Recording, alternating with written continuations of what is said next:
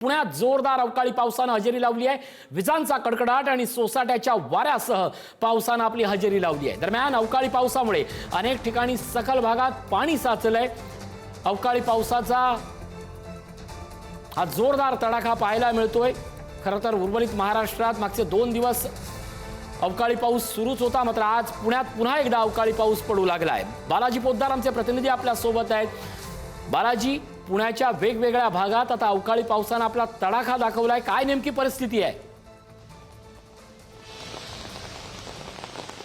ऋषी, नक्कीच अवकाळी पावसाने जे आहे ते आत्ता थैमान घातले असं म्हणावं लागेल। अवघ्या अर्ध्या तासामध्ये जो पाऊस झालेला आहे त्या पावसामुळे जे आहे ते शहरातल्या वेगवेगळ्या सखल भागात रस्त्यावर जे आहे ते गुडघ्या इतकं पाणी आता साचलेलं आहे आणि अनेक ठिकाणी जी आहे ती आता वाहतूक कोंडी झालेली आहे। अनेक ठिकाणी जे आहे ते झाडं पडलेली आहेत।